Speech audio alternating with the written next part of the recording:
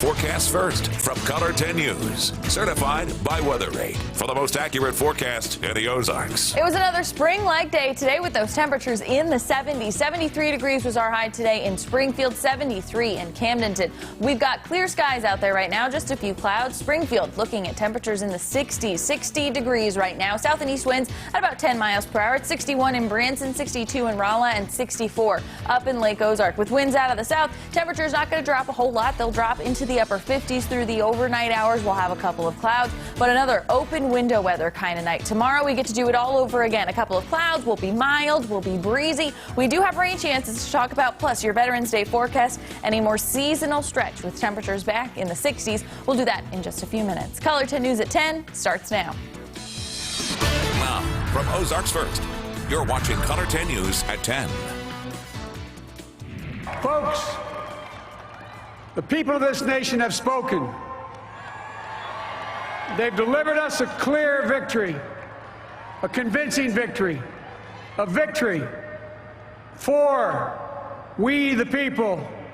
We've won with the most votes ever cast from presidential ticket in the history of the nation, 74 million. A call has been made, and Joe Biden will become the 46th president of the United States. Good evening, everyone, and thanks for joining us tonight at 10. I'm Joe Morano. New calls show that Joe Biden will gain 37 more electoral votes from Nevada, Arizona, and Pennsylvania, putting him well over the 270 needed to win the presidency. His count now stands at 290. So in an election that has seen more votes than ever before, as you just heard, Biden becomes the president-elect. President Trump is not accepting these results as final, though, claiming illegal votes were cast and cost him the victory. In a statement released today, the Trump campaign said it is going to begin investigating voter fraud on Monday and will pursue lawsuits against the outcome in several different states. Tonight, the president-elect addressed the nation, thanking them for the 74-plus million ballots that were cast for him. His speech focused on attempting to fight the coronavirus while also working to try and make America more united than it's been. And with tonight's news, we want to bring in our political analyst, Dr. Brian Calfano, for a breakdown of this. Now, Brian, in his speech that he gave earlier this evening, Joe Biden put an emphasis on working together with Republicans in Congress and throughout the country. What are the first steps he goes in about doing that? The thing is, I think the president-elect has to do more than talk. It's nice to give a few speeches and talk about unity, but we've heard that from George W. Bush 20 years ago. We heard that from Barack Obama 12 years ago, and they both ended up governing pretty far to the right and to the left, respectively. They didn't really do what they said they were going to do in terms of uniting the country. I think there's a good bet to be had that Biden, who has spent a lot of time in the U.S. Senate and has a lot of good relationships there among Democrats and Republicans, can actually make this work in terms of unifying the country. But it's going to be more than words. It has to actually be policy positions. It has to be what the administration is going to tackle in terms of top policy priorities over the first 100 days and over the first couple of years.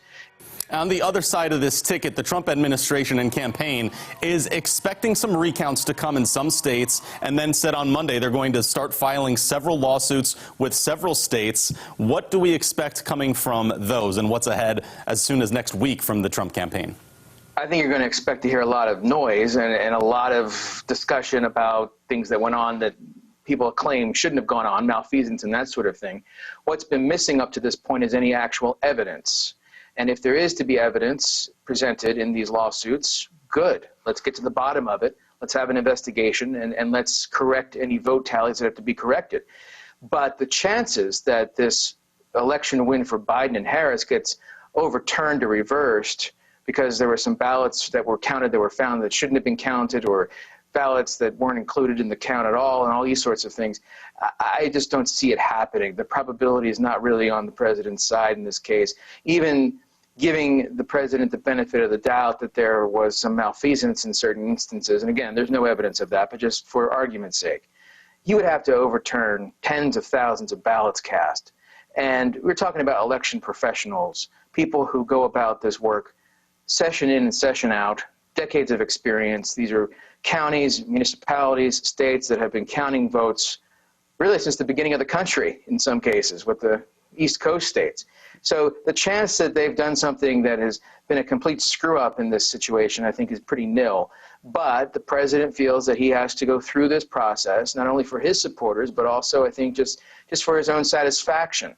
But I would not be a betting person on any of this actually changing the outcome. Thank you to Dr. Califano there. This week, much of the voting results from Greene County and the state of Missouri went to Republicans, but the continued results of Democrat victories on a national scale, with Joe Biden included in that now, is something that Tyler Gunlock and the Greene County Democrats are optimistic for as far as what's ahead on a local and statewide level. It's really exciting because, statewide was a disappointment this year. But to know that nationally, like, our values are going to be represented, and I think and I think locally here in Springfield, the tides are changing. And even though it may not appear so at first glance, that we do think things are trending our direction. Our calls to the Greene County GOP for a reaction to today's news were not answered. Over at the state capitol, a protest was held against this decision to claim Biden as the president-elect and was in support of President Trump. They believe that there were illegal votes cast in multiple states. The event did remain peaceful at the Capitol. There were other protests and celebrations throughout the country today, some that included people wearing masks, some were not, but all of them included large crowds. So it's worth noting the United States just set a new daily high for coronavirus cases just yesterday. News about the virus and the election have been continuously changing ever since Tuesday. Don't forget to stay up to date with the latest of what's happening by downloading the Color 10 News app onto your phone.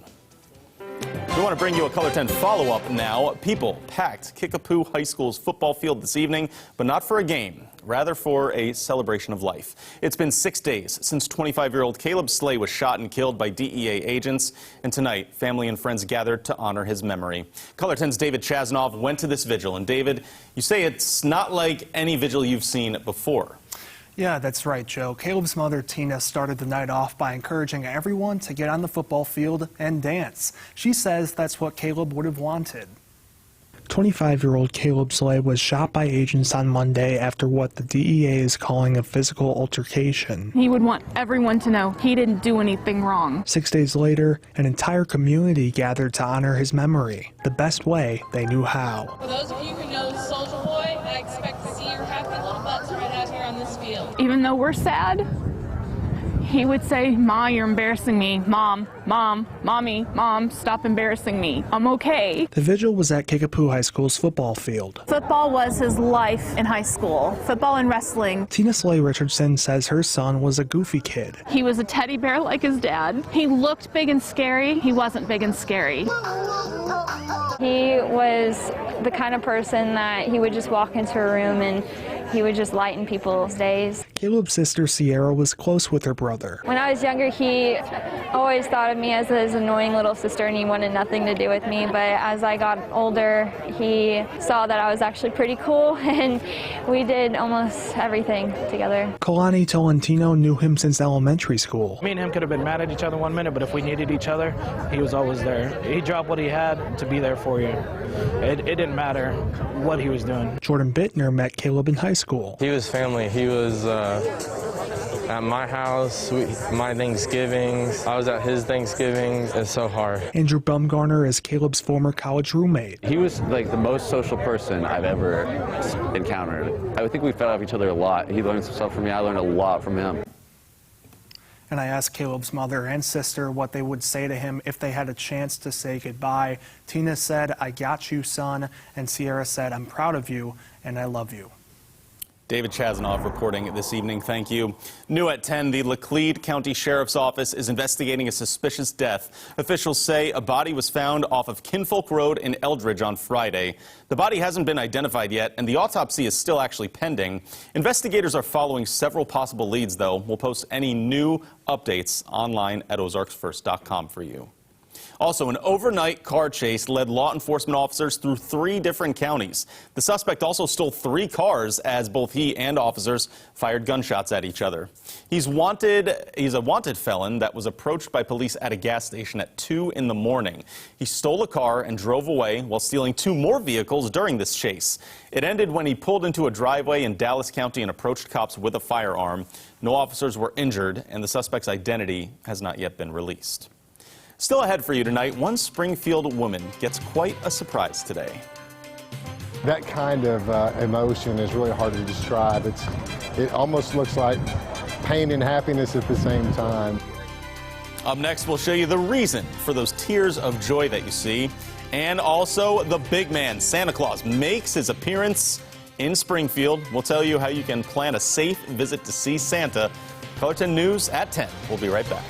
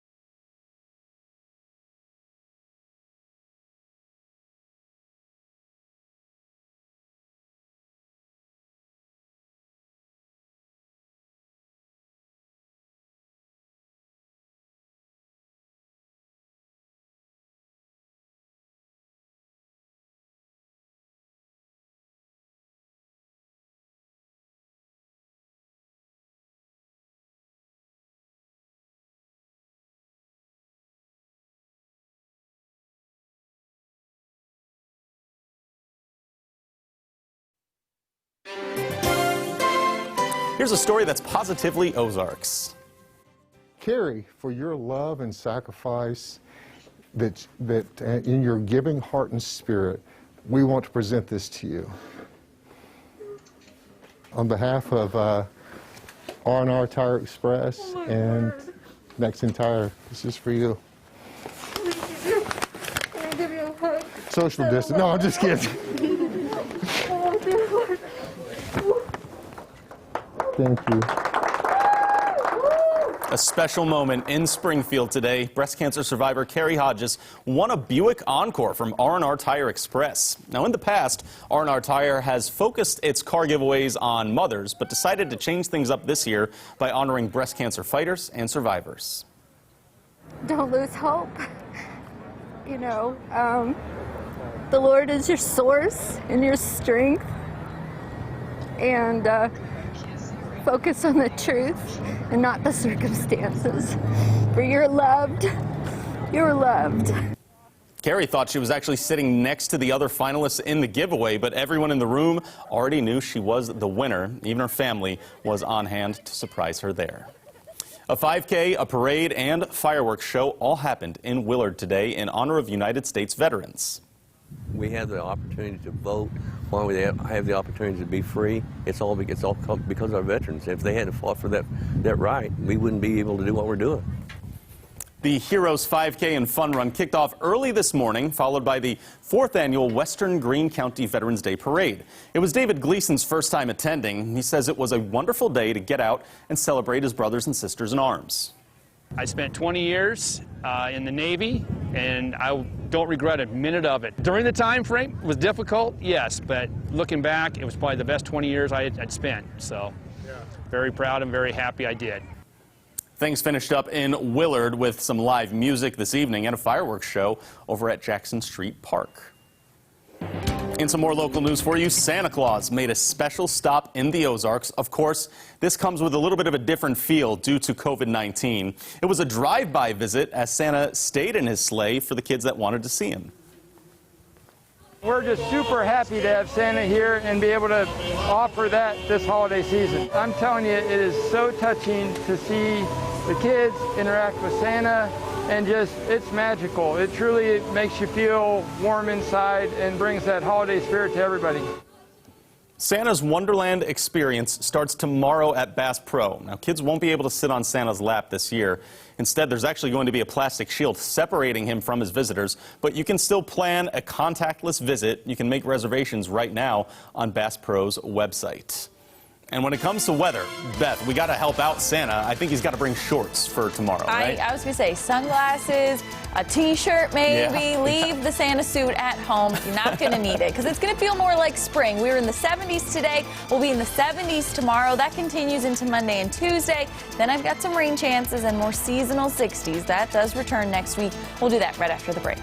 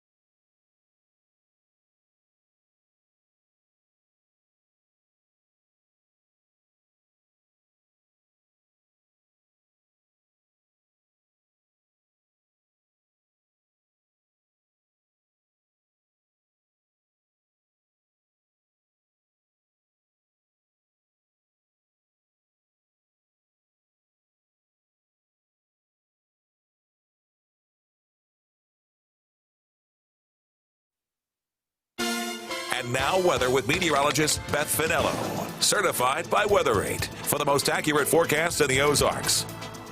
Yesterday, we topped off in the 70s. Today, we did it again. 73 degrees was our high in Springfield, 73 in Branson, 76 down in Harrison, and 75 in Fort Leonard Wood. This is day number 5 that we have topped off in the 70s. That started on Tuesday with middle 70s, and we have been in the 70s as we headed through the day today. So that's 5 days in a row. Now, we have had a few years in November where we've had 70-day streaks. We are, again, currently up to 5, and I do think that we do have a few more days ahead, so that will be one for the record book, something that we'll just have to keep an eye on. Right now, still pretty warm out there, just a couple of clouds. 60 degrees right now in Springfield, south and east winds at about 10 miles per hour. It's 61 in West Plains, 62 in Rolla, and 63 in Clinton. Winds out of the south at about 5 to 10 miles per hour. These winds will help keep our temperatures in the upper 50s as we head through the overnight hours. Again, just a couple of clouds locally. Regionally, we're quiet, but we are starting to see some more active weather, especially over the western U.S.,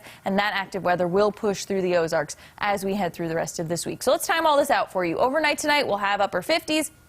Open window weather kind of night again. Tomorrow, mostly cloudy skies. Futurecast showing you a couple of spotty showers in the eastern Ozarks.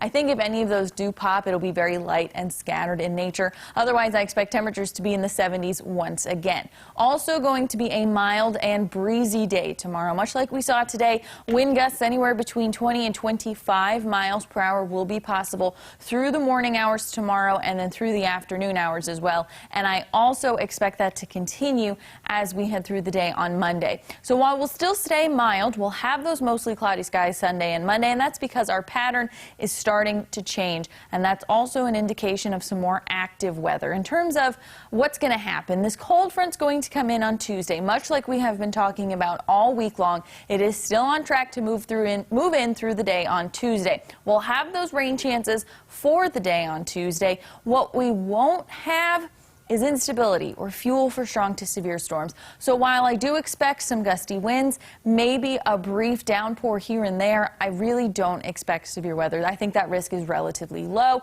I think we'll hear maybe some rumbles of thunder, maybe some spotty lightning. But we're not looking at a severe weather threat as we head through the day on Tuesday. So here's what you can expect. Breezy and cloudy for the day on Sunday with those highs in the middle 70s again. We do it again on Monday, still quiet, mostly cloudy and breezy. That front will move in on Tuesday. That will bring rain chances and cooler conditions for the rest of this week, a little bit more seasonal. There'll be plenty of sunshine for the day on Veterans Day, but temperatures will be in the upper 50s and lower 60s. There might be some rain chances when we head through the end of next week. Still some uncertainty with that. We'll just keep you updated. But models are trending a little bit more seasonal. 57 degrees overnight tonight, cool with a few clouds. 76 tomorrow, another warm, more spring-like day, but with breezy conditions. And we'll have, again, mostly cloudy skies. We do it again on Monday in the 70s. We'll have those upper 60s and lower 70s for Tuesday with that chance of showers. Cooler and more seasonal for the day on Monday with plenty of sunshine and 60s for the rest of next week. Hey, we'll take some of this fall-like weather because you and I know from working these mornings, even the overnight hours at 2, 3 in the morning, even those temperatures are still pleasant, right? Yeah, very pleasant. Glad we're not looking at 30s. Yeah, exactly. So very good to see, and get outside a little bit tomorrow, right? All right, stay with us, everyone. Coming up next in sports, high school football playoff action continues in the Ozarks. Absolutely awesome, man. It's so fun to watch a group buy in and believe in themselves and believe in their brothers, man. Matt Greene has Nixa's semifinal battle plus some Evangel football for you when we come back.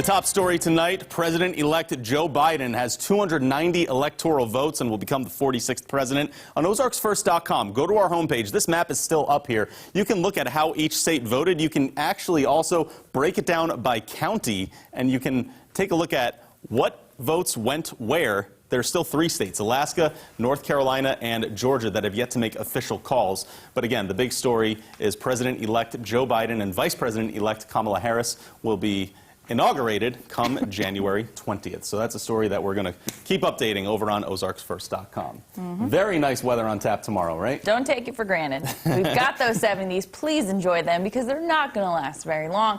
We've got 3 more days of it before those rain chances move in, and then more seasonal conditions in the 60s for Veterans Day. And then maybe some late rain chances Thursday into Friday, maybe on Saturday, something that we'll just have to keep an eye on. Not quite football weather, Matt, is it? Not quite. I prefer the colder. Not bad. That's all of our time, though, for tonight at 10. Thanks so much for watching, everyone.